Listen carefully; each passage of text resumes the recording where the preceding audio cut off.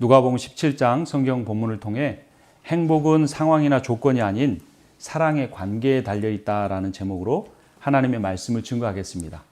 방금 전에 찬양한 행복이라는 복음성가의 가사입니다. 화려하지 않아도 정결하게 사는 삶, 가진 것이 없어도 감사하며 사는 삶, 내게 주신 작은 힘 나눠주며 사는 삶, 이것이 나의 삶의 행복이라오. 눈물 날 일 많지만 기도할 수 있는 것, 억울한 일 많으나 주를 위해 사는 것, 비록 짧은 작은 삶 주 뜻대로 사는 것, 이것이 나의 삶의 행복이라오.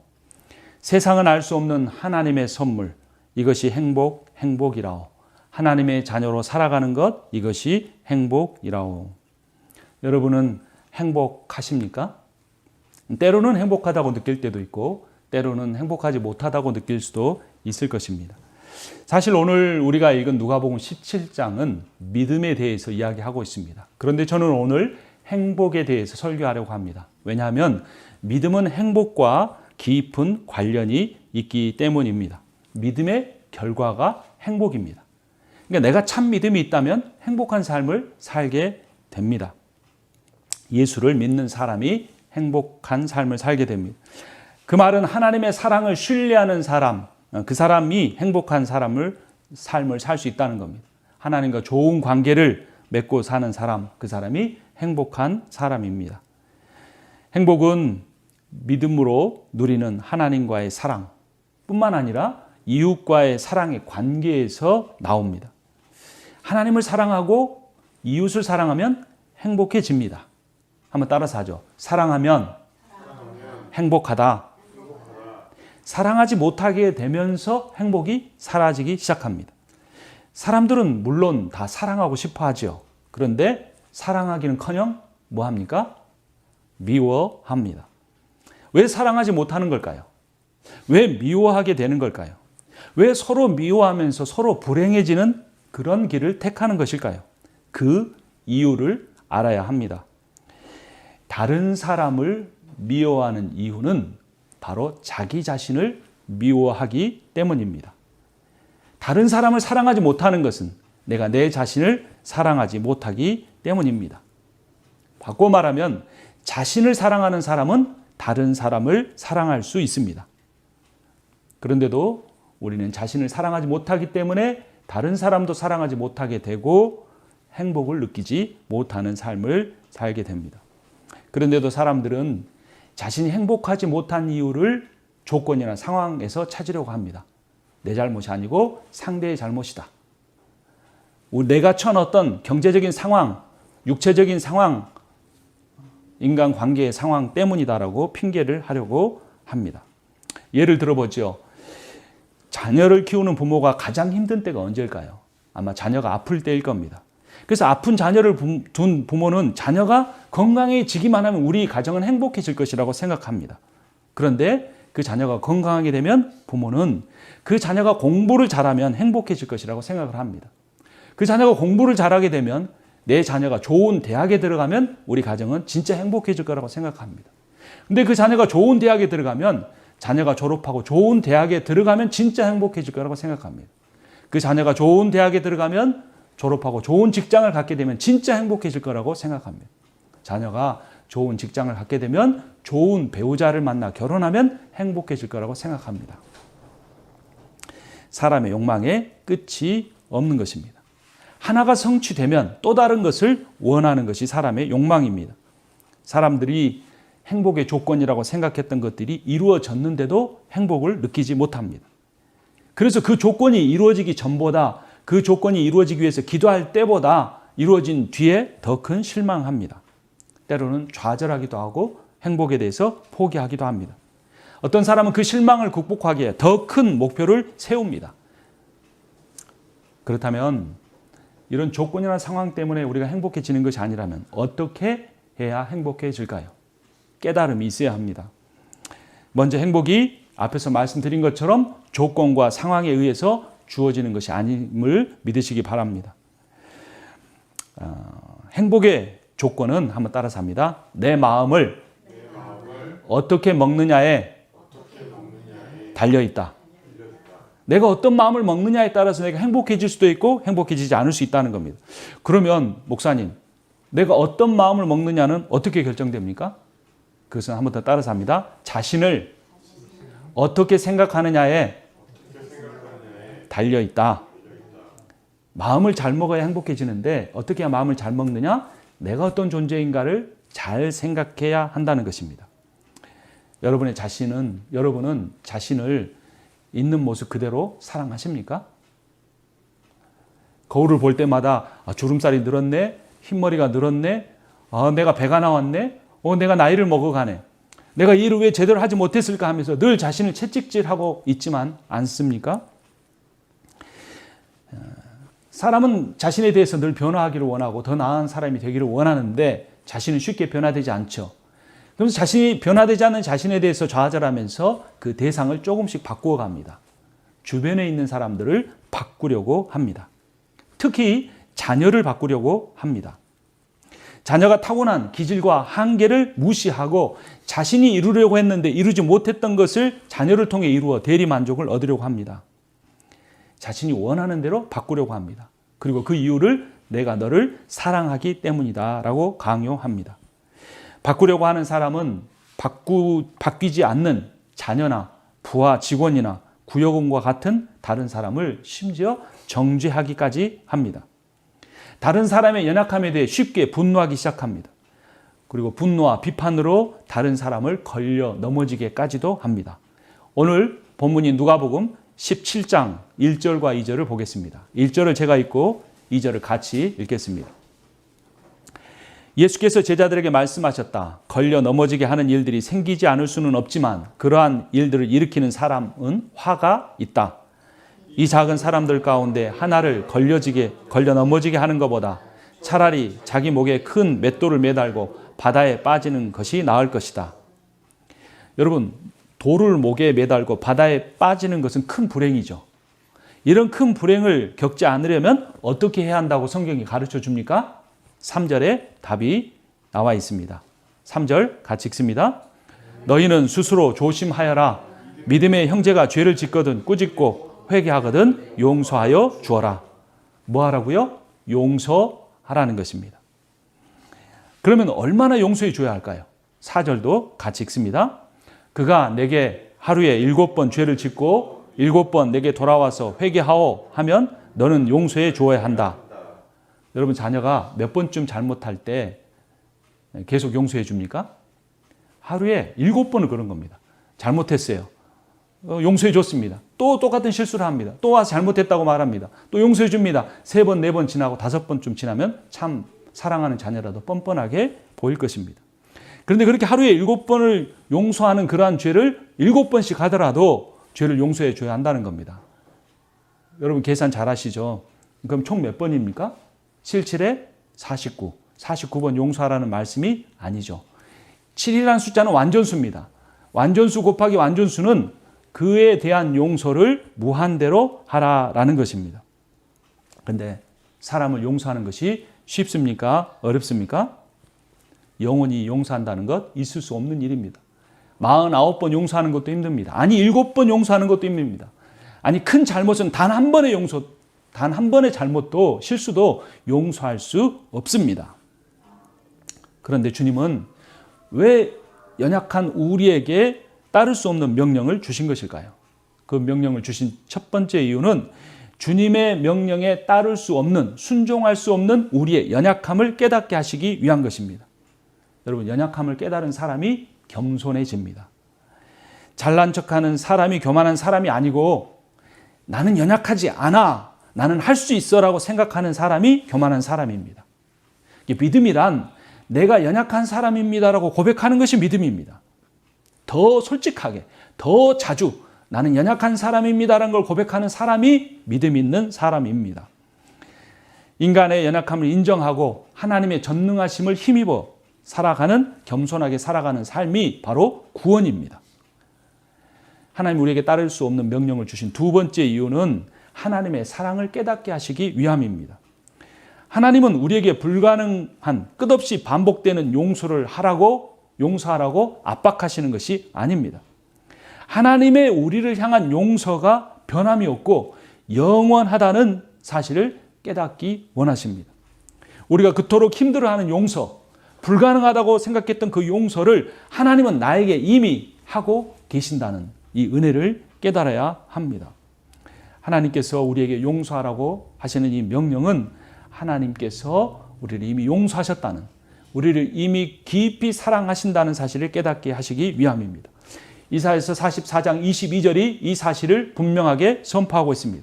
내가 너의 죄를 짙은 구름을 거두듯 없애버렸으며 너의 죄를 안개처럼 사라지게 하였으니 나에게로 돌아오너라. 내가 너를 구원하였다. 요한복음 15장 9절은 이렇게 선포합니다. 아버지께서 나를 사랑하신 것 같이 나도 너희를 사랑하였다. 너희는 내 사랑 안에 머물러 있어라. 여러분, 지난 한 주 동안 어떤 마음 가운데 머물러 사셨습니까? 하나님 나를 진짜 사랑하시는구나, 그 주님의 사랑 안에 머물러 사셨습니까? 아니면 누군가를 용서할 수 없는 마음에 자신의 분노를 다스리지 못한 그러한 삶을 사셨습니까? 여러분, 하나님의 사랑을 받아들이십시오. 하나님은 날마다 우리에게 성령을 통하여 말씀하십니다. 내가 너를 사랑한다. 내 사랑 안에 거하라고 주님은 말씀하십니다. 누군가를 용서할 수 있는 힘은 자신에 대한 용서에서 나옵니다. 누군가를 사랑할 수 있는 힘은 자신에 대한 하나님의 사랑을 믿음에서 나옵니다. 다른 사람을 용서하려고 하기 전에 자신을 용서하십시오. 다른 사람을 사랑하려고 하기 전에 자신을 먼저 사랑하십시오. 구약 성경이 뭐라고 말합니까? 레위기 19장 18절 하반절을 보면 다만 너는 너의 이웃을 내 몸과 같이 사랑하라. 신약 성경에서 예수께서 뭐라고 말씀하셨습니까? 마태복음 22장 30절 하반절을 보면 내 이웃을 내 몸과 같이 사랑하라. 내 몸을 사랑하는 사람이 자기 몸을 사랑하듯이 이웃을 사랑할 수 있다는 것입니다. 내가 배우자를 사랑하지 못하고 자녀를 있는 모습 그대로 사랑하지 못하는 것은 내가 나의 연약함을 용서하지 못하고 나의 무력함을 하나님 앞에 겸손하게 인정하지 않기 때문입니다. 여러분, 자신을 사랑하십시오. 깊이 사랑하십시오. 그럼에도 불구하고 우리가 세상에서 교육받은 세상의 가치관은 네가 너의 상황과 너의 조건을 더 낫게 만들어야 행복해진다라고 말합니다. 네가 돈을 더 잘 버는 사람이 될 때 너의 가정이 행복해질 것이라고 끊임없이 말합니다. 네가 좀 더 건강한 사람이 될 때 너의 인생이 행복하게 될 것이라고 계속 주입합니다. 상황과 조건을 더 좋게 만든다는 말은 자신을 더 나은 사람으로 만들어야 한다는 의미입니다. 내가 더 나은 사람이 될 때 행복해진다는 말은 비교와 경쟁을 의미합니다. 뭔가 한계가 있는 거죠. 내가 비교할 대상보다 더 나아져야 한다는 것입니다. 자신을 타인과 비교하고 지금의 자신을 과거의 자신과 비교하게 만듭니다. 여러분, 이런 비교를 통한 행복도 잠시는 느낄 수 있습니다. 그러나 그것은 정말로 잠깐뿐이고 그 이후에 더 깊은 좌절과 불행으로 자신을 몰고 갑니다. 마치 마약이 처음에는 조금만 먹어도 황홀경에 빠지지만 나중에는 그 양을 늘려가야만 똑같은 황홀경에 처할 수 있는 것과 마찬가지입니다. 비교와 경쟁을 통한 행복, 이것이 현대 교육의 핵심 가치입니다. 그래서 교육을 많이 받을수록 돈을 더 많이 벌지는 모르지만 더 행복해지지는 않습니다. 여러분, 진짜 그런가 한번 주위를 돌아보십시오. 여러분, 사람이 태어나서 가장 행복할 수 있는 시간이 4살부터 23살까지 정도라고 합니다. 근데 20년의 기간 동안 사람들은 잘못된 교육을 받습니다. 그래서 학교에서 좋은 성적을 거두고 높은 등수에 올라가면서 내 자녀는 행복해질 것이라고 말하지만 그 자녀는 진짜 행복해질 수 있는 시간을 가정에서, 교회에서 놓치며 살아가고 있는 것입니다. 저는 펜실베니아에 살면서 많은 혜택을 누렸지만 아미시 공동체를 옆에서 지켜보는 혜택이 가장 큰 것이었습니다. 아미시 공동체는 보통 사람들이 교육받는 기간의 절반이 10년 정도 초등교육만 받습니다. 그것도 기초적인 언어나 구구셈 정도의 셈법만 배웁니다. 나머지의 삶은 땀 흘리는 노동을 통해 함께 일하고 함께 삶을 나누는 공동체에서 배워갑니다. 그것이 참된 행복입니다. 현대사회의 가장 큰 약점이 핵가족화입니다. 성인이 되면 독립해서 부모로부터 떨어져 살아가는 겁니다. 이게 성경적 원리인데 관계적인 측면에서는 이것이 득이 되지 않고 손해가 된다는 것입니다. 공동체가 무너지거나 잘게 부수어져 버려서 사람과 사람이 함께 돕고 함께 힘을 합하며 사는 법을 잃어버렸습니다. 협동하고 협력하여 상생하는 것이 아니라 경쟁하고 비교하여 남들보다 앞서가야 한다는 잘못된 교육을 끊임없이 받고 있습니다. 심지어는 교회 교육도 그렇습니다. 아이들이 성경 구절을 외우면 점수를 줍니다. 암송한 것 가지고 등수를 매깁니다. 연말이 되면 상과 벌을 주는 세속적 교육 방법을 그대로 가져와서 행하고 있습니다. 교회끼리도 마찬가지입니다. 큰 교회나 작은 교회나 또는 큰 교회끼리도 작은 교회끼리도 서로 협력하거나 전적으로 돕지 않습니다. 보이지 않는 경쟁 관계입니다. 심지어 설교조차도 경쟁이 되고 있는 기독교의 시대를 우리는 살아가고 있습니다. 자신의 교회 프로그램을 더욱 현대인들의 구미에 맞추는 것으로서 상대방의 교회보다 경쟁력을 가지려고 하는 의도가 아니라고 말할 수가 없습니다. 적어도 교회가 그런 의도를 갖지 않았다고 할지라도 많은 사람들이 교회를 선택할 때는 그런 더 좋은 건물과 더 좋은 프로그램, 더 은혜를 끼치는 설교나 더 좋게 보이는 교육 시스템을 보고 선택한다는 것은 부정할 수 없습니다. 교회조차도 행복이나 성공의 기준을 상황이나 조건에 맞추고 그것 또한 상당히 수량적이거나 물질적인 측면을 좇고 있습니다. 이러한 모습은 예수께서 성경에서 말씀하시고 강조하시고 가르치신 하나님 나라의 원리와 너무나 거리가 멀거나 혹은 정반대의 길로 가고 있습니다. 예수님은 건물에 대해서 긍정적으로 말씀하신 적이 단 한 번도 없습니다. 오히려 사람들이 화려하게 자랑스럽게 여기던 제자들마저 그렇게 여겼던 예루살렘 성전이 무너질 거라고 예언하셨고 몇십 년이 지나지 않아 로마의 티투스 장군에 의해서 모두 다 불타 사라져 버렸습니다. 여러분, 코비드-19을 통해 하나님께서 우리에게 가르쳐 주는 것이 무엇이라고 생각을 하십니까? 예수는 오히려 마음이 가난한 자는 복이 있다고 말씀하셨습니다. 왜냐하면 그 마음의 결핍이 그 마음에 무엇인가를 간절히 원하는 그 마음의 가난함을 통해 그가 그 가난해진 마음에 하나님을 초대하고 그분을 의지하며 살아가기 때문입니다. 심지어 우리가 계속해서 묵상하고 있는 누가복음에서는 마음이 가난한 것이 아니라 경제적으로 가난한 사람이 행복하다고까지 말씀하십니다. 경제적으로 가난한 사람은 자신의 능력의 연약함을 인정하며 매일매일 혹은 매달마다 해마다 하나님을 더욱더 의지하며 살게 되기 때문입니다.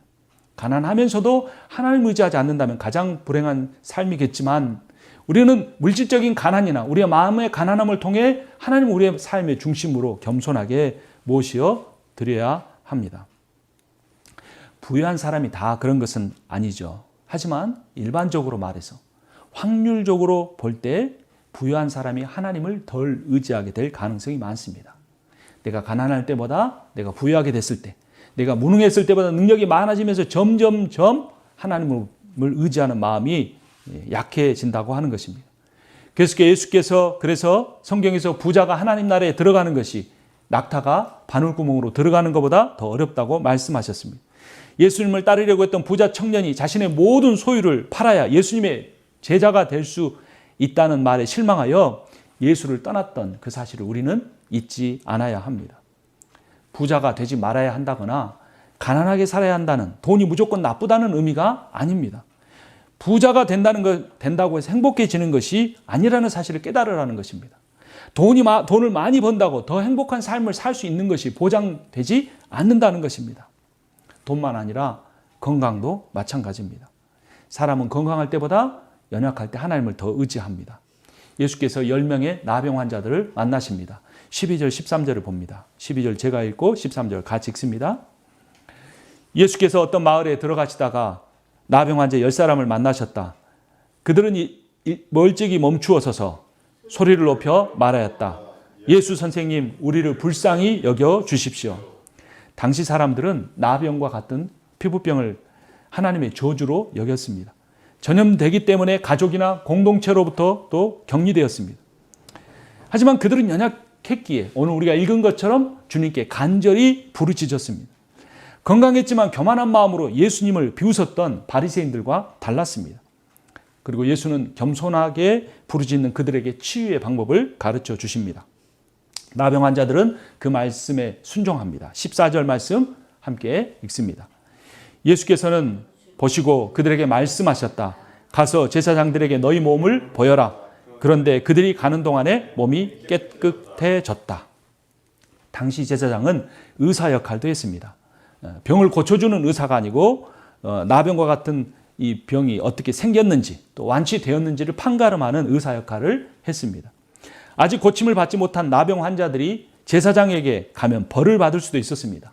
하지만 그들은 예수의 말씀을 따라 치유될 것을 믿고 제사장을 향해 떠났습니다. 여러분, 믿음은 행동하는 것입니다. 사람들은 믿음을 더 많게 하거나 강하게 하려고 합니다. 예수의 제자들조차 그랬습니다. 무제한의 용서를 베풀라는 말씀에 제자들이 이렇게 반응합니다. 조금 더 올라가서 5절 말씀 함께 읽습니다. 사도들이 주님께 말하였다. 우리에게 믿음을 더하여 주십시오. 현대교회는 믿음도 경쟁하려고 하는 듯이 보입니다. 성경 통독 횟수를 따라 상을 줍니다. 새벽 기도에 나온 날짜를 계산해서 표창을 합니다. 교회 봉사의 강도에 따라 직분을 줍니다. 그래서 믿음이 마치 점점 뭐가 커가는 것처럼 뭔가 영적인 신비로운 경험을 하고 하는 것처럼 착각합니다. 그런데 예수님이 분명히 가르쳐 주십니다. 믿음이란 실제 삶의 현장에서 순종하는 것입니다. 자신의 삶의 현장에서 가장 수치스러운 부분이나 가장 고통스러운 부분까지 솔직히 주님 앞에 내어 보여드리는 것이 믿음입니다. 예수께서 더 많은 믿음이 필요한 것이 아니라고 가르쳐 주십니다. 더 적은 믿음을 가지고 순종하는 것이 더 많은 믿음을 가지고 불순종하는 것보다 낫다고 교정해 주십니다. 6절에 그 말씀이 나와 있습니다. 함께 읽습니다. 주님께서 말씀하셨다. 너희에게 겨자씨 하나일 만한 믿음이라도 있으면 이 뽕나무더러 뽑혀서 바다에 심기어라 하면 그대로 될 것이다. 여러분, 겨자씨 중에 가장 작은 씨가 어떤 씨인 줄 아십니까? 죄송합니다. 씨 중에 가장 작은 씨가 어떤 씨인 줄 아십니까? 겨자씨죠. 근데 나무 중에 뿌리가 깊어서 뽑아내기가 제일 힘든 나무가 무슨 나무인지 아십니까? 방금 여러분 읽었죠? 뽕나무입니다. 그러니까 믿음은 가장 적은 겨자씨의 비유를 하고 행동은 실천하기 가장 힘든 뽕나무를 뿌리째 뽑는 것에 비유를 하신 겁니다. 더군다나 바다에 심겨져라. 이러한 일이 어떻게 이루어질 수 있겠습니까? 믿음을 키우려고 하지 말고 순종을 실천하라는 겁니다. 성경을 더 많이 알아야 되는 것이 아닙니다. 말씀을 통해 은혜가 폭포수까지 쏟아져야 한다는 것이 아닙니다. 그런 집회를 1000번, 10,000번 해도 사람은 변화되지 않습니다. 성경을 100번을 통독해도 아무리 주여 주여 부르짖고 하루에 몇 시간씩 기도해도 절대로 바뀌지 않습니다. 그 믿음의 씨앗을 겨자씨만한 믿음을 호박씨만하게 복숭아씨만큼 키울 필요가 없습니다. 겨자씨만한 아주 작은 믿음이 있을 때 그 믿음에 실천해 보라는 겁니다. 내려놓지 않기 때문에 안 되는 겁니다. 믿음을 키우려고 하지 마시고 순종을 실천하십시오. 우리의 정체성이 뭡니까? 우리는 주님의 종입니다. 종은 알량한 믿음 크기로 경쟁하고 하는 그런 존재들이 아닙니다. 그런데 제자들은 그런 생각으로 우리에게 믿음을 더해달라고 했습니다. 종은 그저 주인의 명령대로 순종하면 됩니다. 10절에서 예수님께서 믿음을 더해달라는 제자들에게 이렇게 가르쳐 주십니다. 10절 같이 읽습니다. 이와 같이 너희도 명령을 받은 대로 다 하고 나서 우리는 쓸모없는 종입니다. 우리는 마땅히 해야 할 일을 하였을 뿐입니다. 하여라. 더 큰 믿음 바라지 말고 겨자씨만한 믿음이 있다고 할지라도 순종해라. 그것이 종의 직무다. 10명의 나병 환자들이 믿음은 별로 없었지만 순종했습니다. 그들은 경건하지도 않았습니다. 그들은 종교적이지도 못했습니다. 그들은 정결하지도 못했습니다. 하나같이 믿음 없는 사람들이었습니다. 그런데 예수님의 말씀에 순종했습니다. 우리는 믿음이 있으면 순종한다고 생각하는데 순종하지 않은 믿음도 있다는 사실을 우리는 깨닫게 되는 것입니다. 이 10명의 나병 환자들이 순종이 얼마나 놀라웠던지 가는 길에 치유를 받았습니다. 근데 더 놀라운 사실은 그 10명 중에 9명은 예수께 돌아오지 않았다는 것입니다. 단 한 명만 예수께 돌아옵니다. 15절 제가 읽습니다. 그런데 그들 가운데서 한 사람은 자기의 병이 나은 것을 보고 큰 소리로 하나님께 영광을 돌리면서 되돌아와서 16절 같이 읽습니다. 예수의 발 아래 엎드려 감사를 드렸다. 그런데 그는 사마리아 사람이었다. 예수는 나머지 9명을 찾으십니다. 17절입니다. 그래서 예수께서 말씀하셨다. 10사람이 깨끗해지지 않았느냐? 그런데 9사람은 어디에 있느냐? 아마도 그들은 나병이라는 최악의 상황에서 최악의 조건에서 불행하다고 여기며 인생을 살아왔을 것입니다. 그런데 그들은 그 문제가 해결되자, 그 나쁜 조건, 최악의 상황이 해결되자마자 주님을 떠나버립니다. 이것이 인간의 연약한 믿음이라는 겁니다. 그들의 본질적인 문제 해결이 주님과의 바른 관계 회복임을 깨닫지 못했습니다. 우리도 어떤 조건이 이루어지기만 하면, 어떤 상황이 좋아지기만 하면 내가 행복해지고 내 인생도 달라질 거라고 생각합니다. 근데 지금만 또 못하게 주님으로부터 더 멀어질 수 있음을 깨달아야 합니다. 가장 어려울 때, 가장 최악의 상황 가운데 있을 때에 하나님의 말씀에 단 한 가지라도 아주 작게 보이는 것이라고 할지라도 순종해 보십시오. 주님은 순종하는 믿음만을 믿음으로 보십니다. 나병의 치유를 통해, 나병이라는 최악의 상황의 개선을 통해 주님 앞에 와 엎드린 사람은 단 한 명뿐이었습니다. 그리고 성경은 그의 국적을 굳이 밝힙니다. 그는 유대인들이 멸시하는 사마리아 사람들이었습니다. 믿음 없는 사람, 종교적이지 않는 사람, 천박한 사람을 여기던 사마리아 사람, 그것도 나병에 걸린 사마리아 사람만이 예수님 앞에 와서 엎드렸습니다. 나병이 있을 때는 주님께 오고 싶어도 오지 못하고 멀리서 외칠 수밖에 없었습니다. 병이 낫고서는 그는 주님을 사모하는 마음으로 주님의 발 앞에까지 와서 무릎을 꿇었습니다. 이것이 믿음입니다. 믿음이란 주님과의 관계이고, 그러한 주님과의 관계 속에서 갖는 참 믿음 속에서 참 행복이 피어납니다. 그는 질병 치유라는 조건의 개선보다 구원을 주시는 주님과의 관계를 중요하게 여겼습니다. 여러분, 삶의 조건을 위해 살아갑니까?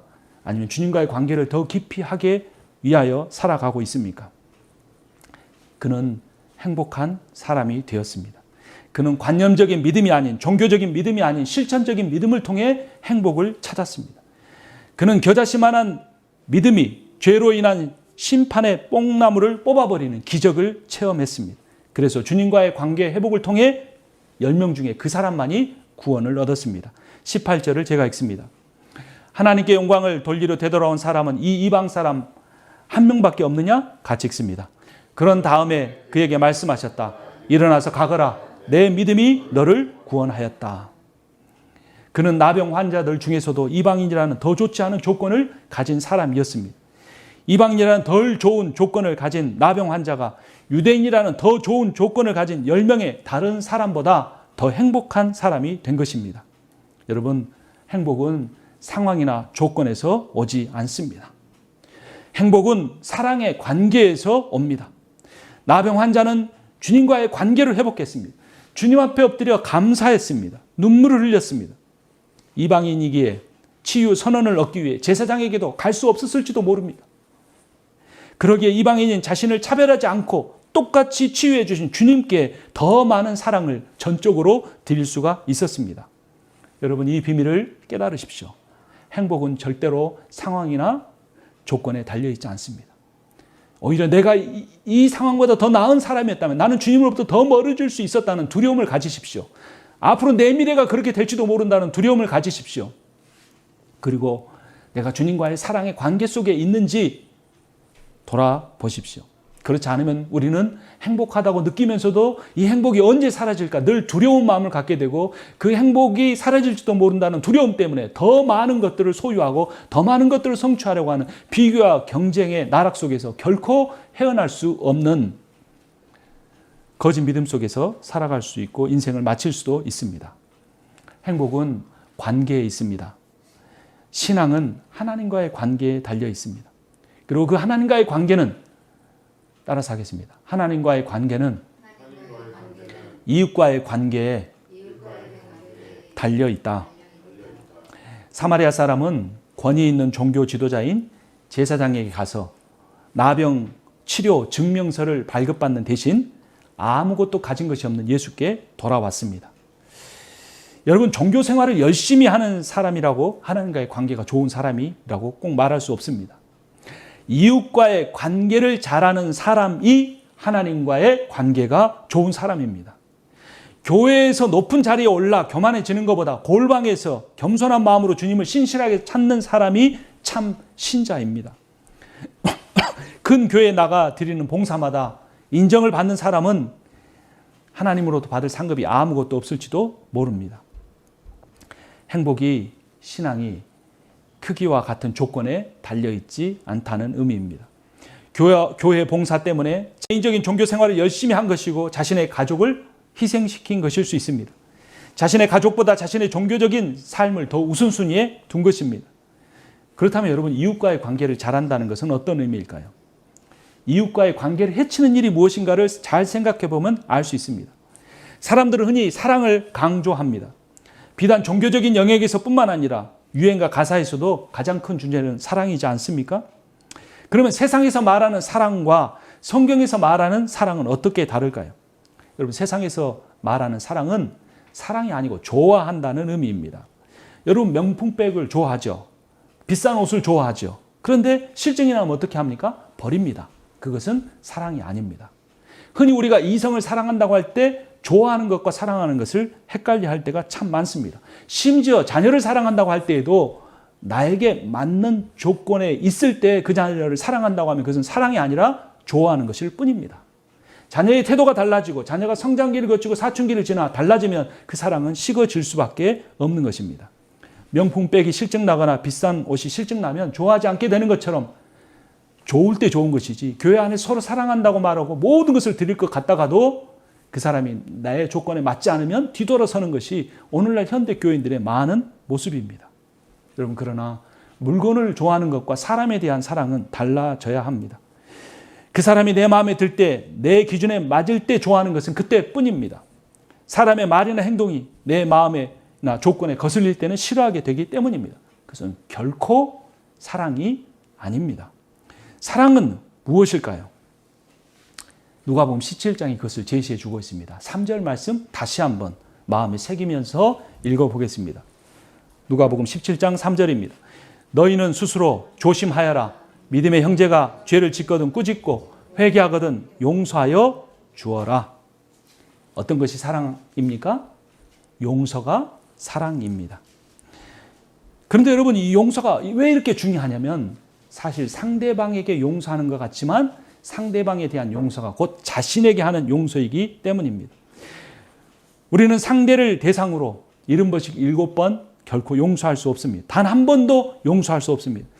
이 사실을 잘 아시는 하나님이 왜 우리에게 명령하셨다고 했습니까? 앞에서 살펴본 대로 이 명령의 본질은 우리가 그렇게 용서할 수 있다는 것이 아니고 하나님이 우리를 그렇게 용서하신다는 말씀입니다. 여러분, 자신을 너무 얽어매지 마십시오. 자신을 정죄하지 마십시오. 자신의 향한 그 열등감 속에서 빠져나오십시오. 다른 사람과 자신을 결코 비교하지 마십시오. 하나님은 절대로 우리를 세상의 어떤 기준으로도 판단하지 않으시고 있는 모습 그대로 사랑하십니다. 하루에 7번씩 동일한 잘못을 행하고 돌아와도 용서해 주시고 싸매해 주시고 받아주시는 분이 하나님이십니다. 우리가 부모에게도 그런 사랑을 받아보지 못했기 때문에 설교를 통해 아무리 들어도 하나님은 결코 나를 그렇게 조건 없이 사랑하지는 않으실 거라고 생각하기 때문에 우리의 마음이 불안하고 그 불안함 속에서 불행이 나오는 것입니다. 그러나 복음을 믿으십시오. 복음은 우리를 조건 없이 사랑하시는 겁니다. 우리를 변함없이 사랑하시는 겁니다. 우리를 영원히 사랑하시는 겁니다. 우리가 아직 죄인 되었을 때 우리를 사랑하사 우리를 위하여 죽으신 주님의 사랑을 깨달아야 하는 것입니다. 말씀을 마치기 전에 로마서 5장을 찾아서 같이 읽고자 합니다. 신약성경 로마서 5장 3절 말씀입니다. 행복이 상황이나 조건에 달려있지 않고 하나님과의 관계에 달려있다는 사실을, 하나님의 그 조건 없는 사랑으로, 이웃에 대한 사랑으로 드러날 수 있다는 사실을 우리가 이 말씀을 통해 배우게 됩니다. 로마서 5장 3절부터 한 절씩 여러분과 교대로 읽겠습니다. 그뿐만 아니라 우리는 환난을 자랑합니다. 우리가 알기로 환난은 인내력을 낳고 인내력은 단련된 인격을 낳고 단련된 인격은 희망을 낳는 줄을 알기 때문입니다. 이 희망은 우리를 실망시키지 않습니다. 하나님께서 우리에게 주신 성령을 통하여 그의 사랑을 우리 마음속에 부어주셨기 때문입니다. 우리가 아직 약할 때 그리스도께서 제때 경건하지 않은 사람을 위하여 죽으셨습니다. 의인을 위해서라도 죽을 사람은 거의 없습니다. 더욱이 선한 사람을 위해서라도 감히 죽을 사람은 드뭅니다. 그러나 우리가 아직 죄인 되었을 때 그리스도께서 우리를 위하여 죽으셨습니다. 이리하여 하나님께서는 우리들에 대한 자기의 사랑을 실증하셨습니다. 여러분, 자신을 용서하십시오. 여러분의 부모를 용서하십시오. 여러분이 여러분의 인생에서 가장 사랑했던 그 사람을 용서하십시오. 그 용서는 하나님의 나를 향한 용서를 믿음으로 받아들일 때만 우리에게 일어납니다. 자신을 용서하고 사랑하는 사람은 이웃을, 나와 가장 가까운 사람을 용서하고 사랑할 수 있습니다. 자신에 대한 사랑과 이웃에 대한 사랑의 관계에서 진정한 행복이 나옵니다. 다른 사람을 바꾸려고 하지 마십시오. 있는 모습 그대로 인정하십시오. 그대로 사랑하십시오. 자신의 모습도 바꾸려고 하지 마십시오. 있는 모습 그대로 인정하십시오. 있는 모습 그대로 사랑하십시오. 그 사랑 속에서 행복한 삶을 살아갈 수 있습니다. 나도 모르게 매일매일 자신을 있는 모습 그대로 사랑하는 삶을 살다가 나도 모르게 어느 날 변화된 자신의 모습을 발견하게 될 것입니다. 어느 날 나도 모르게 변화되어 있는 그 조건 없는 사랑 때문에, 조건 없는 용서 때문에 변화된 가족의 모습을 보게 될 것입니다. 행복한 자신과 행복한 가족과 행복한 교회 성도들을, 행복한 나의 이웃들을 보게 될 것입니다. 왜냐하면 행복은 상황이나 조건에서 오지 않고 사랑의 관계에 달려있기 때문입니다. 기도하겠습니다. 살아계신 하나님 아버지, 우리에게 용서의 복음, 조건 없는 변함없는 사랑의 복음을 다시 듣게 하시니 감사합니다. 아버지, 이 시대에 수많은 사람들이 자신의 삶을 행복하지 못하다고 생각하며 어디에서 행복을 얻을까 방황하며 살아가고 있습니다. 그런데 복음을 들은 우리마저도 하나님은 소유나 비교나 경쟁 속에서 자신의 행복을 찾으려 하고 있지는 않습니까? 아버지, 그렇게 될 수밖에 없는 우리를 불쌍히 여겨주시고 우리를 이미 용서하신 이 복음을 받아들이게 하여 주시옵소서.